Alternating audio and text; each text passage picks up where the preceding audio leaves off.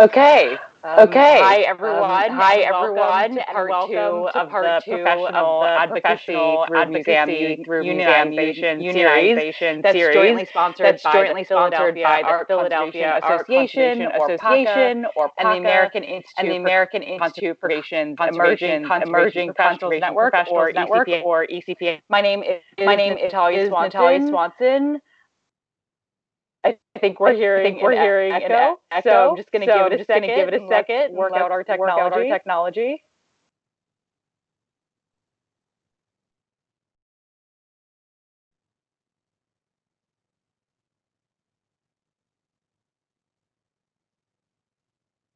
Okay. Okay, so my name is Natalya Swanson. I am a brown-haired, light-skinned woman wearing a black turtleneck and a blazer, and I'm here representing ECPN with my co-moderator this evening, Marie Desrochers.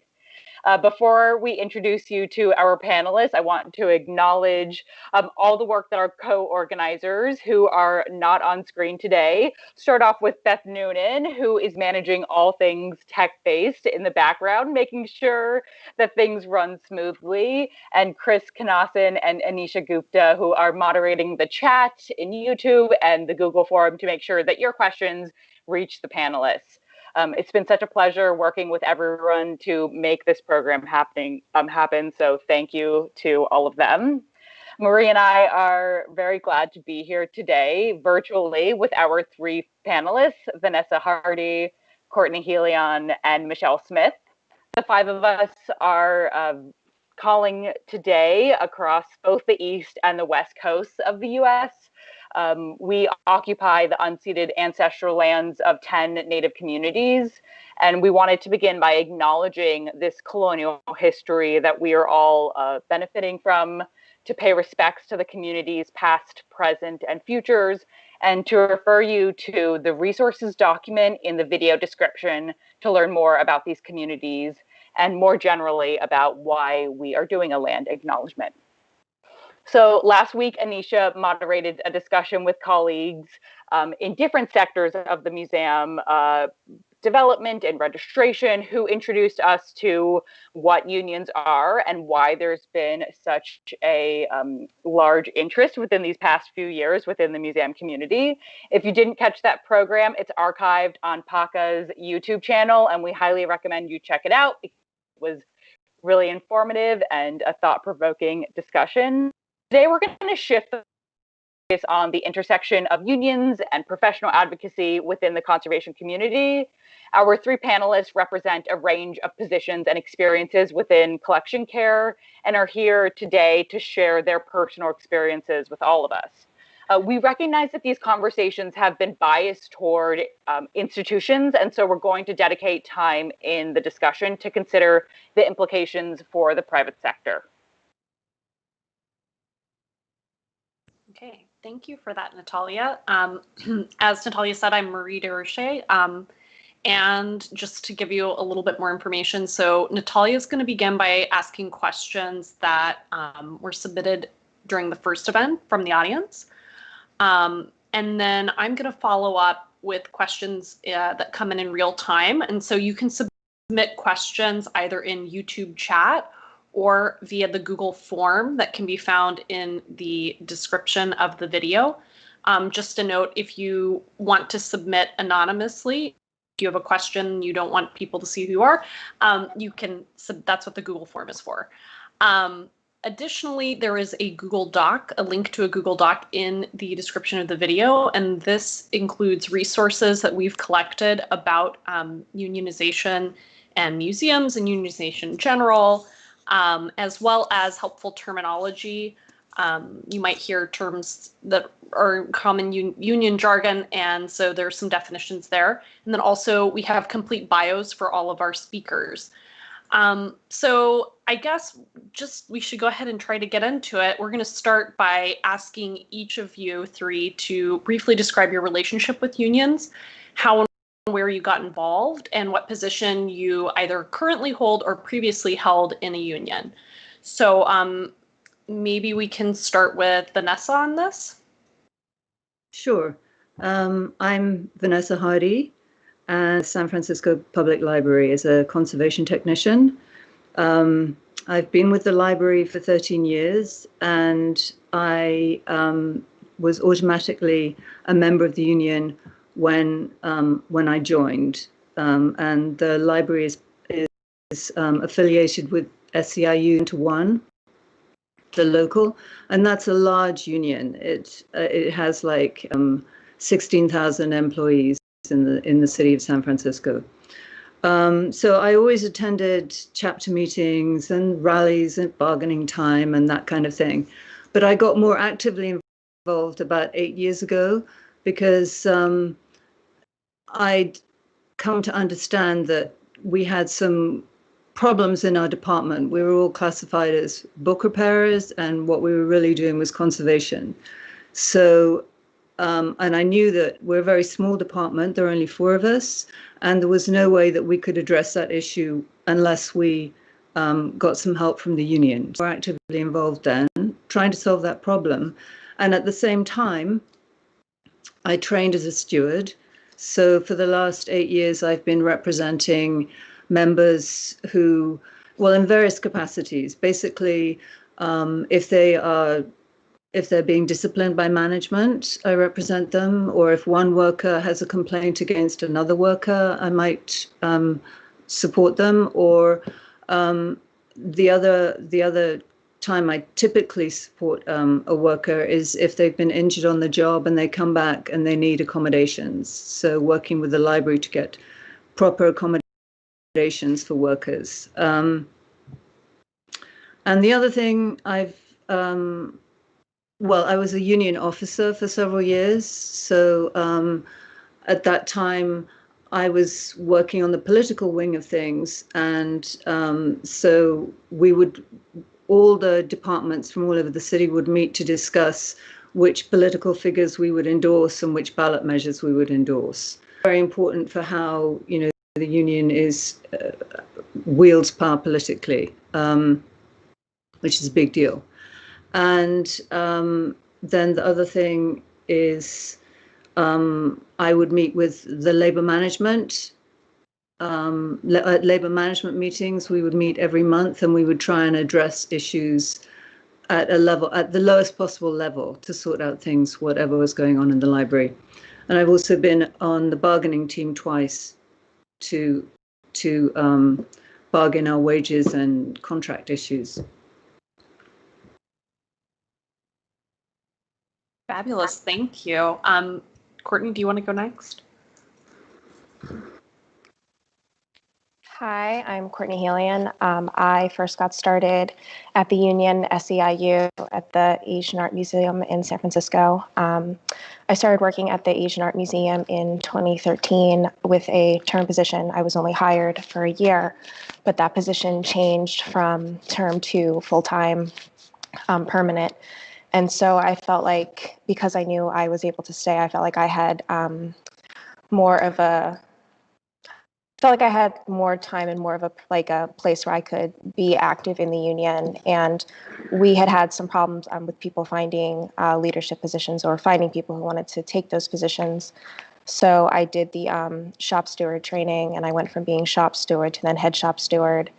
And prior to being at the Asian Art Museum, I was actually a manager in a retail space. So I had experience being a boss and then being an employee and also working with human resources. So I felt that those were skills that I could take with me when going into human resources to advocate for the membership. In 2015, I sat at the bargaining table for the Asian and negotiated the contract that was in place until June of this year. So that was really wonderful to kind of get those skills and learn how to look at wages and advocate for wages and really kind of make those tough decisions about what we valued within the institution and what we were willing to fight for and keep on the table. That's fantastic. And do you want to share really quick where you work currently? Oh, yes. Right now, I'm a conservator in private practice. I work for Gawain Weaver at Gawain Weaver Art Conservation in San Anselmo. Thank you, Courtney. And Michelle. Hi, my name is Michelle Smith, and my pronouns are she, her. And I work at the UCLA Library. And I just wanted to highlight that the University of California is a land grant institution, which means it was founded on expropriated lands of Indigenous people across California. And it continues to benefit from this wealth accumulation today. And the UCLA Library is located on the traditional, ancestral, and unceded territory of the Gabrielino Tongva peoples. So I'm a postgraduate Kress Fellow at the library, and I started there in November of last year. And my working title there is Kress Assistant Conservator. I am a full staff member with benefits, and I'm represented by a union, like almost all staff who work in our department, except for the student workers and for supervisors with hiring and firing power. And that includes pre-program interns would also be represented. And my union is UPD CWA 9119. UPD stands for University Professional and Technical Employees and represents 16,000 workers across the 10 UC campuses, 3 California community colleges, and 2 Department of Energy laboratories. So UPD was founded in 1990 as an independent union. And then in 1993, they voted to affiliate with CWA, which is the Communications Workers of America. And within the union, my payroll title is Assistant Museum Scientist.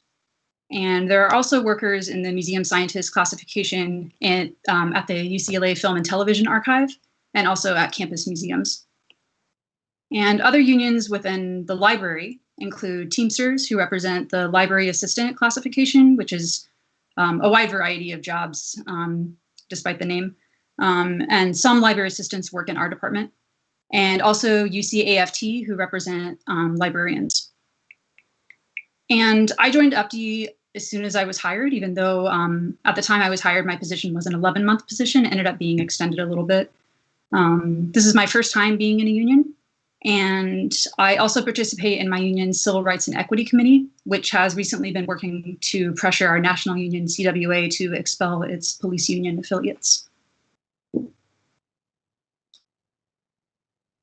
Wonderful. Thank you all for your introductions. I think let's just follow up on some of the things you started talking about, and some of the questions that we had were very specifically asking about your goals when you get to the bargaining table and what you were able to accomplish through unionizing. So Vanessa and Courtney, you both just mentioned how you have bargained on behalf of yourself and your coworkers at those institutions. So can you specifically share what you went to the table to bargain for and what you were able to accomplish? Maybe Courtney, we can start with you. Yeah, when I went to the bargaining table, one of our big issues was job security for our employees. There had been a lot of outside hiring, not necessarily looking within the museum for appropriate applicants. And there was also a lot of problems with people working out of grade and not being promoted to the appropriate grade, and the salaries and benefits that came with that. So when we were sitting at the table, we just really wanted to make sure that people had their jobs, were able to keep their jobs, and were getting promoted within their jobs. There were some instances where people were let go, and we also were able to include language that those people that were being let go, if there was a job opportunity or opening at the Asian Art Museum, they were the individuals that could apply first and would be considered first for that position as long as they fit the hiring requirements. So that was kind of a way to kind of keep our community intact and kind of give people more of a sense of security. Great, thank you. And Vanessa, I know you just mentioned how you were advocating for a new title and description. Can you talk a little bit more about that and anything else you were specifically bargaining for? Sure. So when I was part of the bargaining team, that was bargaining the contract for the whole city. I mean, for the city workers of SEIU. So we had members from all different departments, and in fact, our bargaining team was huge. It was 60 members, and we all had very different goals. Obviously, we had goals of, a pay raise, keep our healthcare, and we don't bargain pensions. That's dealt with elsewhere. But then, additionally, every department has different goals, and basically, members of the bargaining team make proposals about their individual department goals to the team, and the team votes on them, which goes forward. So in dealing with our issue within our department, we are 4 people, and there is no way that at bargaining, at general bargaining, we would be able to do anything. So we actually we bargained outside of bargaining, basically, and it was a very long process. I mean, the process actually started in 1990 when the department changed from book repair to conservation. It was after the Loma Prieta earthquake, and a great deal of damage was done to the special collection. So they needed to make a change in how they looked after them. But nobody could quite figure out how to make that change from book repair to conservation, and there was more or less interest. So this had been a process that had been going on for a considerable length of time, and we took it up within the department about 8 years ago. And because we were doing it outside of bargaining, it was a different kind of process. We were just kind of pressing every lever we could press to see where we could get some traction. But we were doing a lot of the things that Nadia said she was doing last week when she was organizing. So, we built up community allies, and we built a lot of alliances within the library to get people on our side. We did a lot of speaking.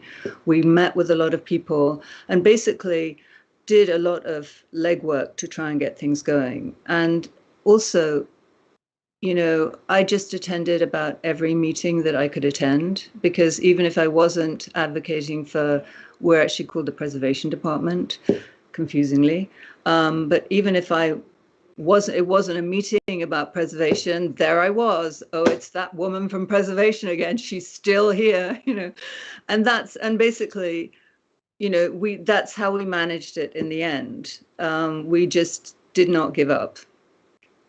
But it was a very different kind of bargaining, but it involved the same kind of skills that you need in bargaining as well. So, and it was an excellent learning process. I learned a lot from my mistakes, I have to say.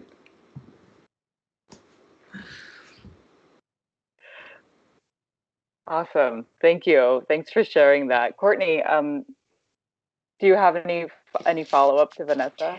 Yeah, I was going to say, unlike Vanessa's situation, we were a much smaller institution. So it's like we kind of all had to work together while we had a lot of different departments, we kind of had to prioritize like a single voice within the one institution. And also with the Asian Art Museum, there are 2 SEIU branches in there. There's the city employees, which I think are a part of the San Francisco Public Library Union, and then there are the foundations at the Asian Art Museum. So one of the things that we tried to do in our bargaining was get some parity with what the city employees were getting. And so the money for those employees actually came from the city, whereas the foundation employees, we had a different revenue source to fund our positions. So it was very interesting. And for our bargaining team, we had somebody from development, we had a curator, we had myself, we had our photographer, we had prep. So we really tried to have a diverse group of individuals come together to bargain on behalf of the entire museum to kind of make sure that everybody felt like they were being heard and that they could see that we were working together to try to make the situation attainable for everybody. Last week during the panel discussion, we heard the PMA use the term wall-to-wall union. And when you were describing like the different departments that you had represented, would you classify that union as a wall-to-wall union, or just that it encompassed, a large sect of the institution? Courtney. Is that for me? I would say it covered a large sector of the institution because we also had contractors that weren't represented, and there was also the city employees. So there was, I would say probably about half to 60% maybe. Right. Thanks for clarifying. And Michelle, when we were talking about unions earlier, you mentioned that you voluntarily opted in to be in your union, and that this is considered an open shop versus a closed shop. Do you mind kind of unpacking that term and just sharing why you decided to be in the union? Sure. Yeah, I'd be happy to. And I guess just a little bit of background, and some people may have experience with this if they're in a union, but it used to be the case that if you weren't in a so-called right-to-work state, that public sector unions could collect dues or the equivalent of dues, which they would usually classify as a type of fee, from people even if they chose not to join the union. For everybody who was represented by that union, they would collect dues or their equivalent from everyone. But a court decision in 2018, known as the Janus decision, made that no longer possible for the sector. It's still possible in the private sector, but yeah, so that created this situation where, people could have a job where they're represented by a union, get all the benefits of being in a union, get all the raises that, folks who are in the union fought for when they go on strike, but not pay dues. And, that can make things very tough for unions to get membership, especially if it's an institution where they're having lots of short-term temporary employees. People think like, oh, why should I bother? I'm still going to get the same. I didn't really understand a lot about that when I was hired, but I did know that I would need, I would have to make that happen. It wouldn't be automatic, and it was really important to me to be in the union. When I found out about the job, found out that I'd been offered the position, I had the information represented by. I looked it up. I saw that they had just had a strike a few months before. They had won a really great contract with 22% raises over 5 years plus steps. If for people who got steps, I saw that I would get 2 raises during my 11-month fellowship. And I just felt like, I wanted to be a part of this and support that union. I think, if something is valuable, that's something you want to put money toward, even if you don't have to. And, I wanted to attend meetings. I wanted to have that experience. I'd never been in a union before, and I didn't know when I would get to be in one again. So, and I'm so glad that I did. And, there's been all kinds of benefits that I hadn't expected. I've learned a lot. I've developed relationships with other people in the union from that committee that I joined that I mentioned, the Civil Rights and Equity Committee, and, getting to know my union rep and shop stewards and other people, lots of educational opportunities, trainings that they offered. So it's been very valuable for me. Wow, that's amazing. And you still receive the pay raises even in the financial crisis that's happening now? Yeah, that's something we mentioned when we were kind of chatting before. I got a raise in July, and I had also gotten a raise in January. But yeah, there was no question. I mean, our union was emailing us to let us know, make sure you see that raise on your paycheck. Everybody's still in July. That had been negotiated. It was in our contract. They couldn't do anything about that. I'm sure they might have liked to, but yeah, we all got that raise in July. Yeah, that's fabulous. A lot of the submissions that we received were questions or concerns about how being a union might affect workplace dynamic. It's clearly intended to kind of balance the power dynamics between employees and employers, but how does that translate to employee relationships or work responsibilities? So it would be interesting to hear your opinions about experienced in that regard. Why don't we start off with Vanessa? Do you have any thoughts about that? Sure. So I think when I first joined the union, I think there was a certain amount of maybe distrust among a certain section of the workforce about what the union was doing. But I think over the last decade, people have become much more aware of the benefits of a union. So I think that's been very beneficial. I've had some, let's not make it personal. The union, sometimes the union tries to achieve something that is good for the workforce as a whole, but it may may not help certain individuals. So, for example, a while back, the union worked really hard to get all the temporary as needed employees who, even though they were supposedly temporary as needed, had had the same schedule for, 10 years or so. They were basically, they could only work 15 hours a week. They were only guaranteed 15 hours a week, and they had no benefits. So we got them all transferred into permanent part-time workers, and they got the minimum was 20 hours a week, and they got full benefits and a pension. So, that was obviously, on the surface of things, a really great thing for all those workers. But at the same time, it caused for individual workers, they had to change, some of them had to change location. There were a few that were let go, and they had to take a test because, a civil service test, because they were going into a new position, and a few of them didn't make it through. So there were some difficulties, even though the union's aim was good for and benefited the majority of people. There were some difficulties for individuals. So you come across that from time to time. And there are some, it's, a union is like any institution. You're going to find some people who are going to be disgruntled with the institution. It's like, and sometimes they have reason, there's not a perfect situation, but generally speaking, I think, especially during this COVID period where the union's been really active, and really shown its value actually to the workforce as a whole. I think there's generally sort of good feeling. And actually, I think management has come to appreciate the union much more. 10 years ago, it was actually quite an antagonistic relationship. And I think now it's much better.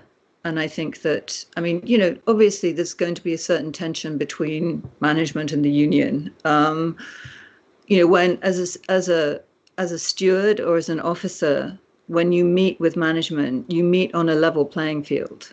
So you're on equal footing. And that's, when you're management, that's a little off-putting.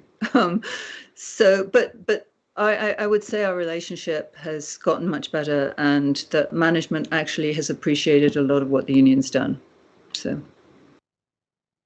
Yeah, thanks for sharing. It seems like that that situation that you described might be reflective of being in a really large union. And it seems like what I'm hearing about unionization is that there's just a significant variation depending on the size and what you bargain for and what's in your contract. But you actually raised a point that was one of the questions that was submitted in our Google form, which is about how being in a union affects if you have a workplace complaint or if you have an issue with a supervisor. And Courtney, I know in a previous conversation you talked about how being a shop steward meant that you were helping to represent people who were going through a conflict in the workplace. Do you want to elaborate a little bit about that experience?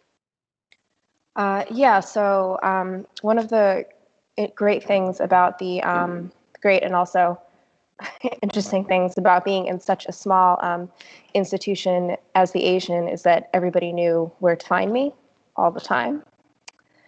And there were some incidents where a manager would be talking to me about an employee, and then there would be other incidences where an employee would be talking to me about a manager. And it was kind of like looking at that conversation and kind of like figuring out like what the next steps were, trying to decide like whether or not, okay, is this like something that could eventually escalate to a grievance? Is this just somebody venting? Is this where I can like step in now and kind of like de-escalate? But it definitely changes the dynamics when your position, like I was a conservation technician, so like I wasn't even like a more senior member within my department. Like I was kind of like the most junior member of my department, but there would be meetings with my boss where we were on the same level. And then in resources where I would be on the same level as HR. But like there were some incidences where you kind of had to decide like, is this just a personality thing or is this actually like your workers' rights are being violated, and then working with the employee to like kind of start that paper trail, kind of start those interventions. And yeah, it's definitely a lot of interpersonal relationships and having to navigate those interpersonal relationships. And yeah, like my role definitely changed in the museum. Like people looked at me differently. Like sometimes some people who I was close with and I would consider like a confidant too, like that kind of shifted because they kind of saw me as, you know, being an institutional person, whereas other people that I hadn't talked to that much just kind of like wanted to talk my ear off about everything that they were seeing. So it definitely shifted things for me.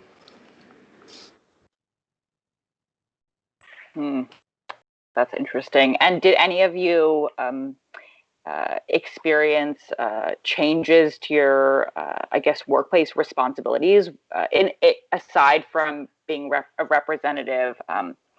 Any responsibility shifts in terms of, like, for example, I've heard that because union contracts are so specific, people have concerns about like being written out of responsibilities. Like, for example, since art handling is in a union, maybe only art handlers can move artworks, and conservators won't be able, to things, which I assume it doesn't happen, but it's just something I've heard.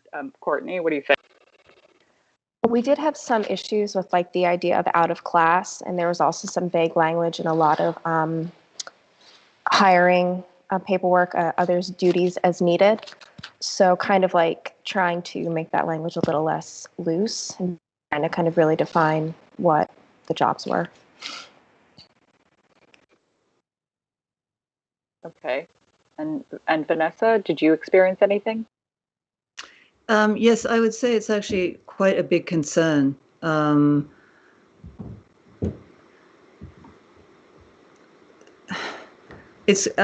trying to avoid a technical term here, de-skilling. But if you, one of the things that the library was trying to do is make everybody more flexible and make everybody more nimble, and able to do everybody else's job. Not exactly everybody else's job, but they specifically wanted circulation staff to answer questions, and circulation staff were not really happy to answer questions because they didn't want to answer questions, which is within the librarian's scope. And this was a real sticking point. But from the union's point of view, it's like, well, if you can get the circulation staff to answer reference questions, then why do you need to have a librarian?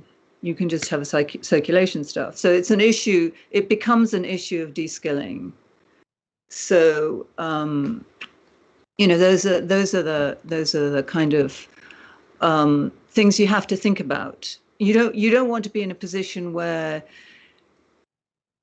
somebody's inhibited from doing their job or can't grow within their job. And I think unions, union discussions with management can be quite sensitive about that. But you also don't want to be in a position where, you're limiting you're limiting people's advancement, basically, and just employing cheaper workers.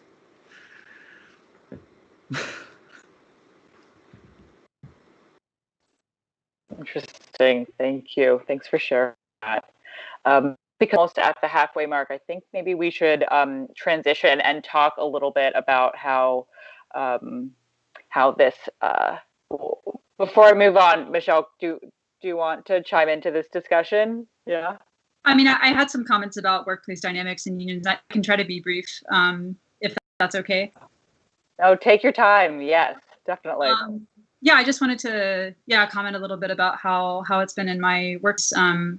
So within my department, the head of our department, Ms. Shayla Metzger, who's very supportive of our department being unionized, having people in unions, and part of the reason why I'm an UPTE and we have this classification of museum worker or assistant museum scientist is my title, but there's several levels within the museum scientist classification. Is one of our conservators who works on circulating collections was classified as a library assistant within Teamsters and had kind of gotten to the highest level that he could within that union, and really was either going to have to be promoted out of the union, but they were, Chayla was able to get him reclassified as a museum scientist, which had a higher pay scale and also opened up opportunities for other people within the department to be classified as museum scientists, including pre-program interns and things like that. So that was several years ago that happened, and that has been really positive. But I know that was a difficult thing. You know, obviously Teamsters don't want to let go. No union would want to let go of a position that they have, you know, in a specific workplace. But you know, to work that out, and the title made a lot more sense for the work that we were doing. You know, conservators at the museums like the Fowler and Hammer have the title of museum scientist, and also so did conservators at other UC campuses. Just speaking to my own experience, you know, about the workplace things, you know, I have a very positive working environment. I wasn't finding myself needing to, you know, go to the U to resolve problems for me, but things that I was, you know, getting out of that, I had talked with, I was interested in kind of connecting more and meeting the other people who had museum worker titles in our union. There's also museum preparator is another title, and talked to my union rep about that. And he said, oh, we used to have meetings at the museum workers. We haven't done that in a while. But at my request, he began scheduling those again. So we would have during COVID, which was really nice. So like have these Zoom meetings off of work time with, you know, preparators and people who worked at the Film and Television Archive who are off-site, who we never see, and to discuss issues that were specific to the kind of work that we did, which has been really great. And another thing I've noticed too, because we do have some people in our department represented by Teamsters, so there's a couple unions in our department, is because everyone in my department is very active in their unions, and the 5 of us who are represented by UPD are all members of UPD. And a lot of us go to meetings regularly, and sometimes we end up finding things out, including my colleagues in Teamsters, finding things out that are going on before even like our supervisors do, or we'll be having a meeting and like, oh yeah, I heard this from the union. With all the things changing with COVID and policies and curtailment and furloughs and things that are happening, you know, we're getting that up-to-date information from our unions, and that's been really useful as well. We have a question related to this discussion from a question from the audience. The question reads, have employer-employee tensions decreased at all now due to either the pandemic or the recent rise in museum unionizing? Is there sympathy or collaboration? If so, how has it impacted bargaining?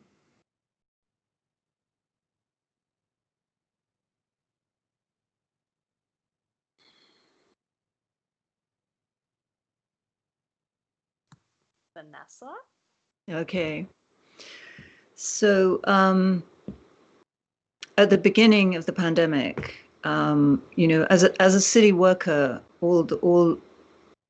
we are all designated as disaster service workers, and obviously, you know, the libraries closed down.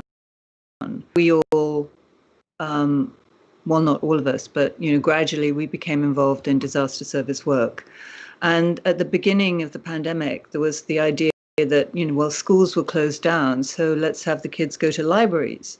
And we were like, hello? Does that make sense? And the union fought back really hard because that did not seem to make a lot of sense to us. And that was a very top-down management at the beginning. And, you know, I mean, all credit to our management. Everybody was scrambling and they had to come up with something and blah, blah, blah. But anyway, during the pandemic, the union has been working really hard to get a lot of suggestions from members as to how the union, how the libraries are going to reopen and what work will look like in the future. And management has really taken that on board. And we now have a committee that is half union members and half management, specifically about the future of the library. And that is a huge change. That has really made a big difference. So I think, you know, this, as difficult as this time has been, it's also been, I mean, the union has really stepped up, and management has stepped up too, and there's, you know, things have been much better.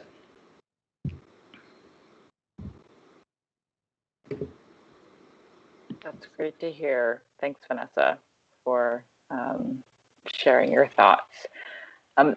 Michelle and Courtney, if you guys don't have any immediate response to this, then maybe we can transition. Okay, cool.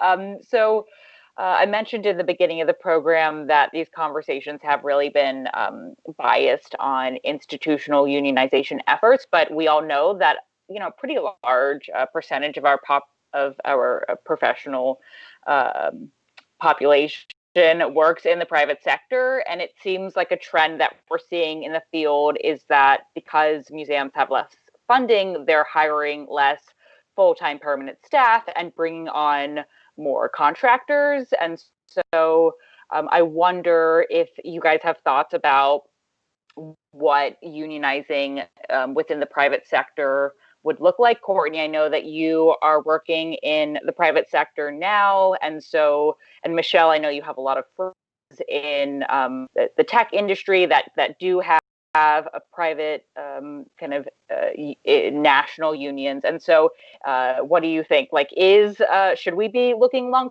for a conservation union, or is there another alternate that we should be considering? Michelle, why don't we start with you this time? Sure. Yeah, I had seen this question come up earlier, and when I was thinking about it, I just want to say too that I think within, you know, the private sector, I don't want to like lump everything together like it's the same, because there are, you know, in private conservation, there are business owners who are employers. There are employees of business owners, and those are two pretty different, you know, identities. And then there are people who are sole proprietors, who maybe most of their work is coming from private individuals. There are sole proprietors who maybe most of their work is contracts with like local cities or other museums who don't even maybe have their own workspace. And so I think all these things are a little bit different, and maybe have different, we should have different approaches, but maybe not. But one thing I was thinking, my first thought when I was thinking about like unionization for private practice conservators, I was thinking of like the sole private practice conservator who has their own business, who a lot of their work is coming from individuals. And I was just thinking how like, I feel like a union is kind of about like negotiator and the employee. And if you don't have an employer, like what's happening there? But you know, a lot of conservators do take on a lot of contract jobs, or whether just having a contract for work that they're doing. And that made me think about the film industry. And I have a lot of friends who work in the film industry. And I called a friend to talk to her about it, who I know has been trying to join IATSE, which is a major film union, for a while. She's a camera assistant. And yeah, the upfront cost for her to join IATSE at the title she has is $8,000, plus the quarterly dues. But that does offer health insurance. She wants to join. She's trying to save up the money to do it. You also have to have a certain number of years of experience and have a producer vouch for you, and you know, there are various things. And I don't know how like applicable that is for conservation, just because we're so small. For the main purpose of health insurance was something we were talking about. It would be interesting to see a union like that for conservators, and then museums decide like we're only going to hire conservators who are members of those unions. But it's just so small. I'm not sure exactly how that would work, but maybe. But I think you know, as someone who's also worked in a private practice as an employee, and also just had many jobs where I was not represented by a union, I think the question of like what can people do who don't have a union to advocate for themselves and their coworkers is a really important one. And there's a lot that people can do. I shared a resource in the link that I think is in the video for a book called Labor Law for the Rank and Filer, and I drew attention to one chapter in there that talks about the rights that all workers have. And so I would recommend reading through that. But yeah, there's like, we were talking in our conversations before about something called wine garden rights, which all union members have, where you know, they can ask for union representation when they're asked to have a conversation with an employer that they think might lead to discipline. So this is something only union represented people have. I was asked to repeat the title of the book. It's Labor Law for the Rank and Filer. Hopefully that came through a little more clearly. But yeah, so these rights that union represented employees have to have a union member there if they think they might receive discipline or be fired. Even if you're not in a union, if a conversation like that is happening where you feel like you need a witness there or something, depending on your relationship with your employer, that might be something you want. It's still protected for you to ask to have someone else there with you. That's a protected thing. Protected activities are a little tricky because they can still fire you. You're an at-will employee, and they could say it's for some other reason. But it's, you have to judge your situation, and it's just good to be educated about the rights that you do have, even if you're not represented by a union. Yeah, absolutely. Thanks for that insight. And just before I let Courtney jump into the discussion, that reminded me of something we were talking about earlier too, about another kind of bigger benefit that comes with being in a union is that you usually have to have a just cause to let someone go, as opposed to us in a museum that are not in the union, we're at-will employee. Courtney, what are your thoughts? My thoughts are some, like being a manager to being in a museum with the union to now practice. Like I feel like I've kind of had a wide variety of experiences in different types of workplaces, but I don't know if a conservation union is necessarily the best option with so many different types of conservation paths and different people get jobs within the private sector. What I do think is important is that conservators are taught to advocate for themselves, and they're taught to advocate for what they think their worth is as an employee. Like speaking from my own experience, when I was hired at Gawain's, I was able to take my experiences from the bargaining table at the Asian Art Museum, and I was able to do my research on different salaries, on what COLAs looked like. A COLA is a cost of living increase. I was able to look at what professional development spending looked like, vacation days, accruing sick days, and I was able to negotiate a contract that was almost based, not a contract, but I was able to start with hiring papers that were almost exactly what a conservator at the Asian Art Museum would get. And I was able to sit down because I knew how to get the facts, I had to have that conversation. I felt comfortable coming to the table as an equal. And we were talking about this last week, and so often we're all just so happy to be where we are that like we've kind of been trained, starting with the pre-program internships, to just take what people will get us instead of asking for, fighting for, and holding out for what we deserve. So maybe that could be like the union tack, like less about like this is our standardization, but more like we're not going to apply for those jobs that don't pay a living wage. Like maybe we stand together that way, and we have a fund on our own to support conservators so that we can kind of fight that good fight. And I will say, like, Gawain has taken a lot of the things that he and I talked about. Like, he got human resource books. Like, he started looking like into effective management, and the stuff that that I negotiated from my start, like it was implemented for all the other employees, and we've since hired other people. So it's like one person really can make change if they're willing to kind of have that conversation. Courtney, that was lovely. Thank you for sharing that. Yeah, I think that, I mean, this the program is about both professional advocacy and unionization. I am so glad that you brought up that point, that it's not necessarily about the union, it's about collaborative. Yeah, Michelle, did you want to respond to that? Sure. I just was thinking before we had this. Before this event, I reached out to my union rep, who I've gotten to know over the last year, just to ask him some questions, and thought he might have some ideas. And one of the questions I asked him, since he's been doing organizing for a long time, is, what advice would you give to people who are not represented by a union and don't expect that they will be, about, how they can advocate for themselves. And he was saying that, the ideal thing for a worker is to have a contract that protects you so that you're not an at-will employee, that protects you from being fired. But if you can't have that, thing is some sort of other type of like more informal association of workers, which to me sounded exactly like what Natalya was talking about with the Museum Workers Guild, but just a way to connect you with other workers for education, and just other organizing, and then beyond that, to just build a community with your coworkers wherever you work, to make plans with them outside of work for the purpose of getting to know each other and being able to support each other at work. that, and he described that as being kind of a shadow union, which I liked that term. But he said that, you have the power to create your workplace culture. If you don't do it, your boss will create it. But you have the power to do that too. And if you want diversity to be diversity, equity, and inclusion to be a priority in your workplace, then you can make that a priority. To bring up these issues, make it a part of your workplace culture, and to talk openly about pay with your colleagues and make that part of the culture. And so that was some of the advice he had, which I thought was really helpful.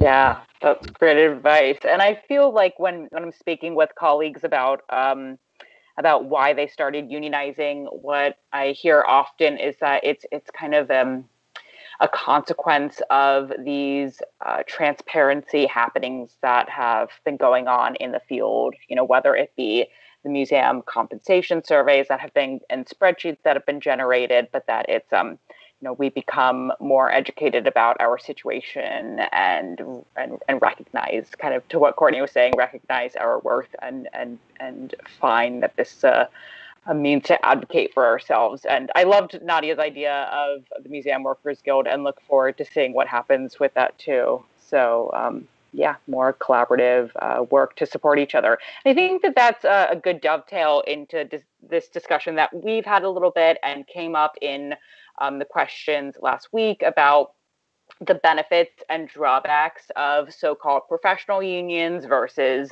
wall-to-wall unions.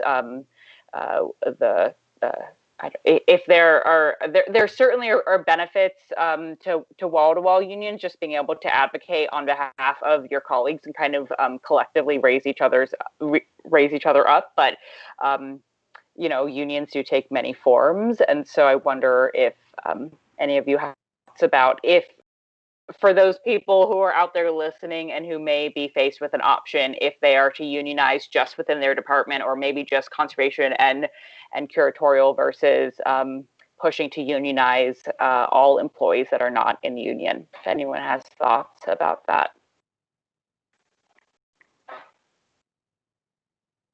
Courtney? I think, just speaking from my experience at the Asian, I think it was so important that we were kind of all in it together and we can advocate for each other. I think we already have so many situations where people feel like they're left behind, or that they're not being heard, or that they're being excluded in a workplace culture. I think having that inclusivity and kind of having that feeling that everybody has the same worth, I think can go a long way as far as getting people involved and people really feeling like they have a stake in what's happening in their institution and also with their fellow colleagues. So my feeling is it should be as many people as possible from all different positions, like professional and to people without degrees. I just think it should include everybody. I agree. Thank you, Courtney. Just to bring in a question that came in through the chat about how can unions survive in this time when there's so much anti-union sentiment and right-to-work programs continue. Does anyone want to respond to that? Michelle? Yeah, I think, the right-to-work things is concerning, but I don't know. I think that there's been a surge in union activity and labor organizing actually in the last few years. I'm thinking especially of the teacher strikes that have been going on the last few years. I mean, what happened in West Virginia, if you aren't familiar with that, I would look it up. It's just incredible. The whole state, all those teachers went on strike. And it started out as a wildcat strike, an illegal strike. So, that's really fascinating. The teacher strikes in Los Angeles last year, that's, a huge employer, thousands and thousands of people. And also the Oakland teachers went on strike last year too. My husband is a high school teacher in Oakland, and was able to be out on the picket lines with them. But I that's just something I've been hearing from a lot of different places, that there's just been a lot more activity in the last few years actually. But that's from me.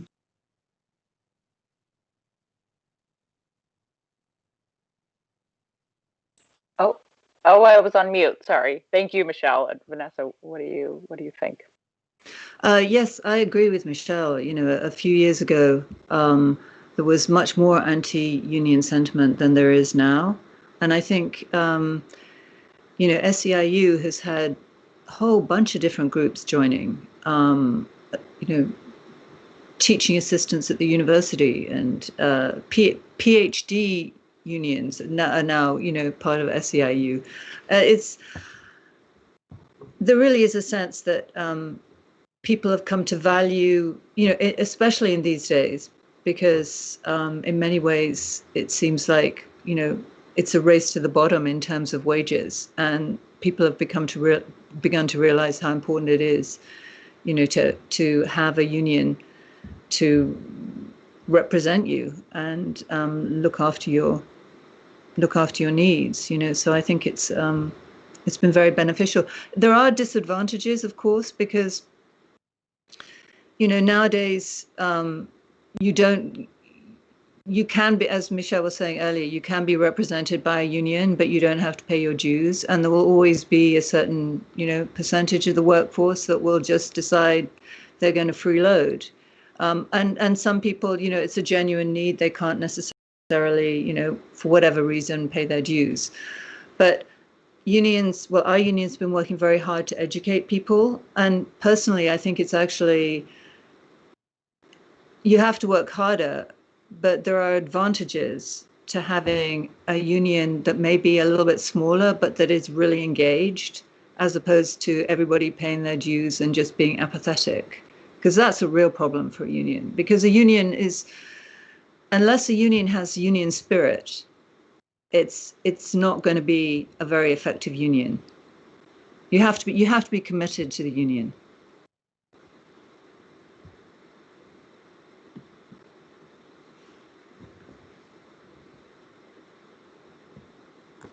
Yeah, no, it's a whole culture in and of itself, isn't it? It's much more complex than maybe many of us currently experience in our own workplace cultures.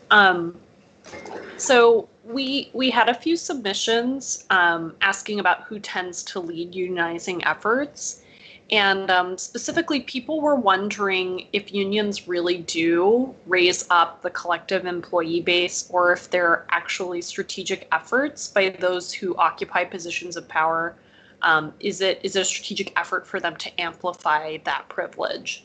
So this is a question about inclusion and voices being heard. And people wondered questions about whether they're led primarily by white employees. And if so, is that them using their privilege to help others, or is it because they have privilege and people just tend to take them more seriously? A bit of both. These are just some questions we had. Anybody wants to comment?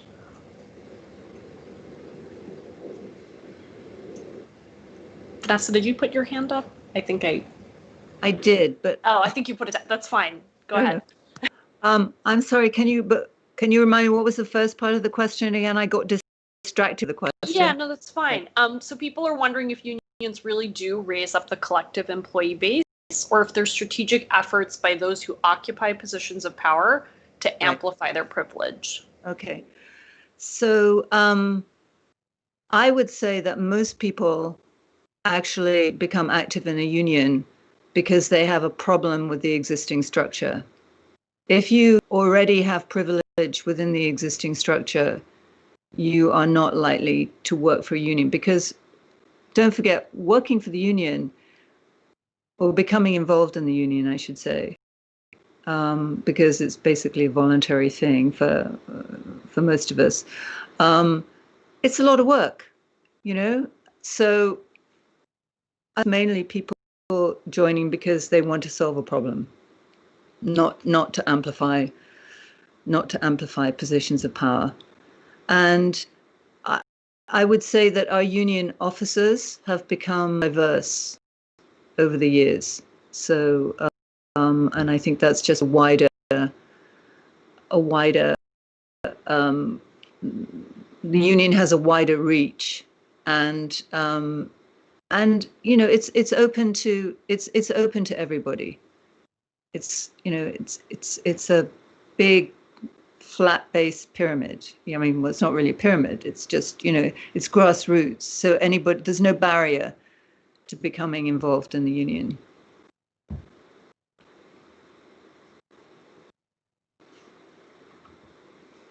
Oh, Michelle? Courtney should go ahead. Oh, Courtney should go ahead. Okay. I was gonna say, like, especially in a museum, it's kind of tricky because museums aren't typically very diverse places in general. So, and that's where, like, you talk about the wall-to-wall museum. Unfortunately, like, you do see that diversity in the types of positions that people have. And while that is changing, it is still very slow going.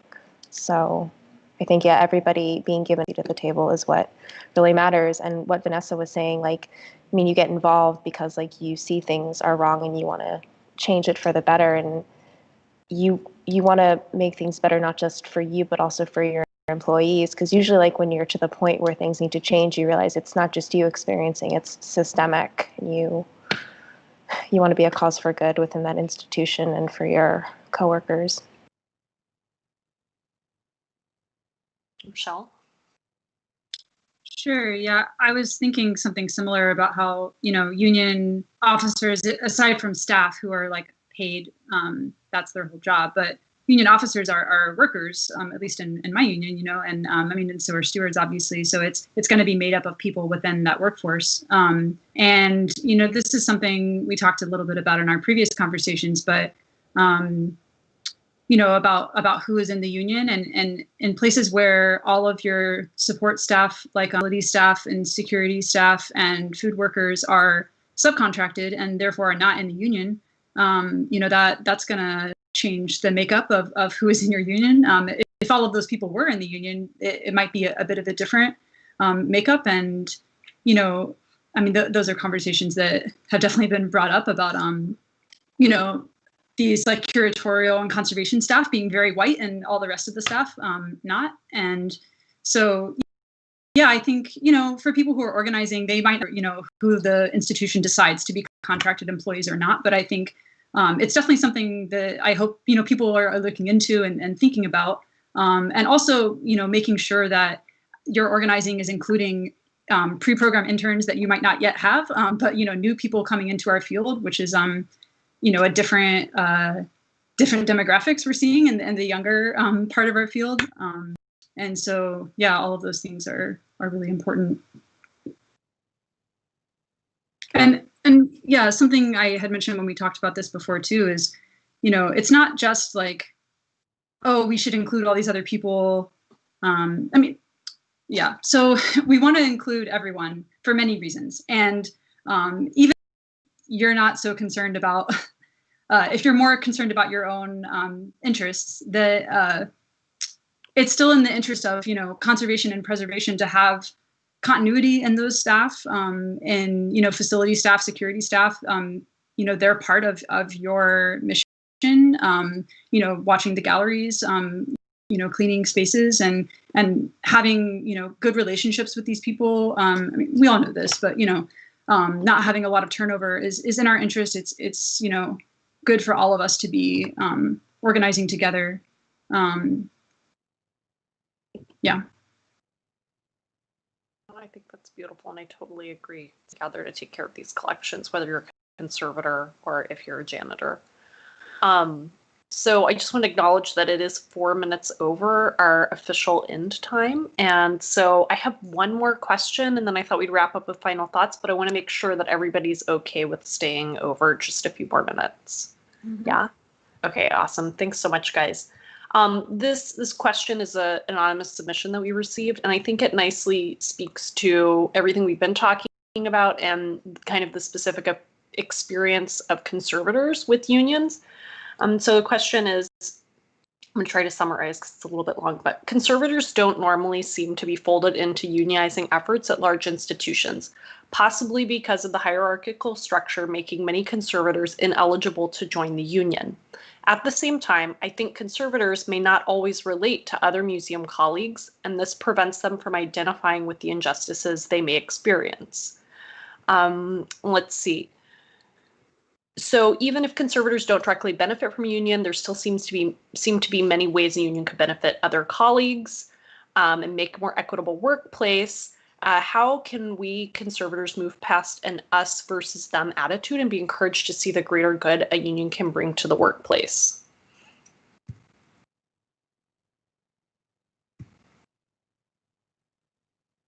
Good question. It's a big question. And you guys have touched on a lot of these thoughts already. Michelle?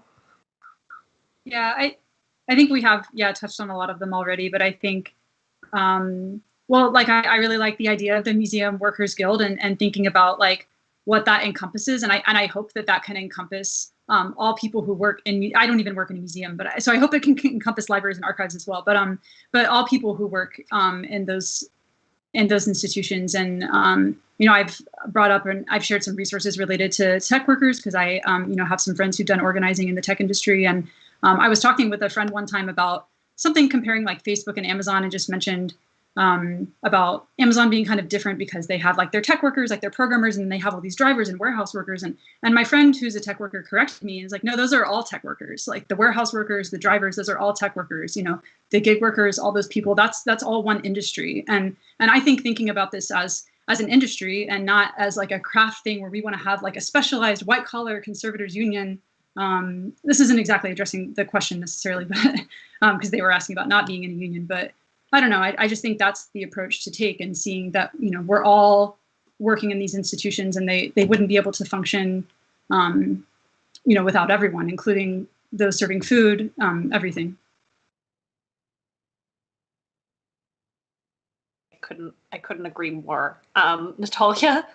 Yeah, I just wanted to jump in really quickly. I don't know if Vanessa or Courtney, you guys have thoughts, but just the beginning of the question, I think it's phrased something about how conservators may be ineligible to join the union. And I just wanted to bring up a point of clarification. Just getting ready for this panel, I've done a little bit of research about what it means and who really is excluded from the union. And it actually is not that many people are ineligible to join a union. From what I understand, you have to have hiring and firing privileges or make kind of big decisions about money transactions. So even people in development aren't left out of unions. It's just kind of on that director level. So if you are head of a lab, maybe you would probably be not able to join a union. But even if you have a manager in your title, or you are supervising technicians or interns or assistant conservators, that doesn't necessarily mean that you can't join a union. So just wanted to bring that point of clarification up. For sure. We're all learning together. So I guess Natalya, you two can be included in this, but we just want to wrap up. If anybody has any final thoughts that they want to share, Natalya, I'll hand it over to you for the final thoughts. Yeah, of course. Well, let because I do have some final thoughts I want to share, but let me hand it over to Courtney first. I'll let the speaker say their final thoughts, and then we'll Marie, you and I can wrap up and also say our thanks to everyone. So Courtney, why don't you begin? I was just going to say, like, if you're on the fence about joining or being active, it is to this day still one of the best things that I've ever done and that I'm proudest of. And I got skills from it that I'm still using to this day. And it's always a little bit scary to put yourself in that uncomfortable situation of having to be somewhat confrontational, especially as conservators. We're much happier kind of in our labs behind a microscope. But it gives you an opportunity to meet your coworkers, because so often we're ensconced behind a door with a keypad. So I definitely recommend it.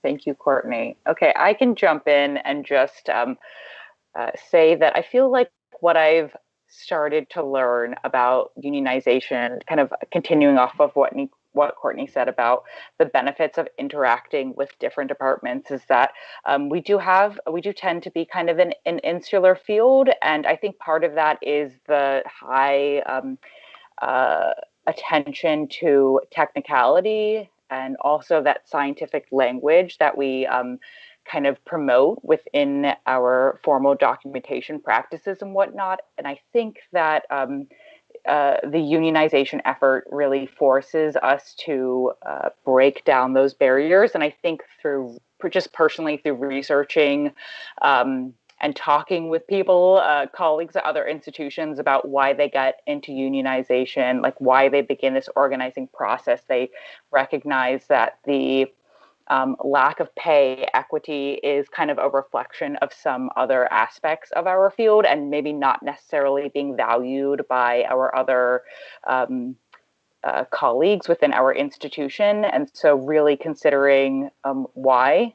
Is that something that we're doing? Is that something that it's just a lack of communication? And so just being more cognizant about how we can work to support the broader institutional mission. And I think that sometimes can be really challenging when we are, very microscopic in our approach. And so trying to find balance. And I think that communicating and collaborating with other departments is going to be a benefit for us, regardless of specifically about pay and transparency and pension or whatnot, or if it's just creating a better work culture to be in. Yeah.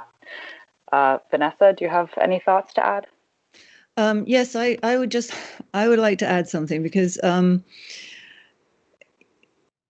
a conservation technician. I come from a different background. I started out in antiquarian books and I've been a teacher, and, I moved gradually into conservation and,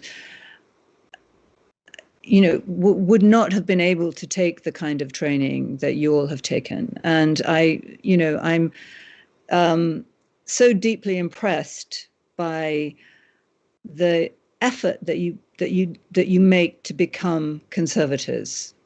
And at the same time, I'm really horrified by the amount of, pre-programmed things you have to do and post-programmed things you have to do. And, you're lucky if you get paid for them. And I just think that if conservators organize, they will have an opportunity to change a system that has really become institutionalized. I mean, all of these different kind of internships and fellowships and things, it's going to take you guys becoming unified to change that. I mean, Courtney did a good job, with Gawain, taking her union skills, but you want to amplify that on a national level. You have to think how much you're worth. How much is your education worth? And you also have to think, it's like, on a wider scale, it's like, it's unconscionable to have your degree of education and not be paid a living wage. That is just wrong. And you have to own that. You really have to own that and make the change. You also have to understand that, you are never going to have great diversity unless you have a living wage, because BIPOC individuals who want to invest in their education are not going to invest in their education unless they get a living wage at the end of it. It's just too expensive. So, for all kinds of reasons, I really think it doesn't necessarily, I mean, I think it was Nicole said last week, it doesn't have to be an either or. You don't have to have a union or a guild or a big union or a small union. Whatever you do, is cumulative. And, the more bonds you can make with each other and the more transparency you can bring and the more allies you can bring, because basically a lot of this is going to be educating people about what you do and why you do it and why it's important. And the more you can do that together, the better off you'll be. So that's my 5 cents. Wow, Vanessa, what a fantastic way to conclude this program. Thank you so much for sharing your sentiments. Michelle, Courtney, thank you also.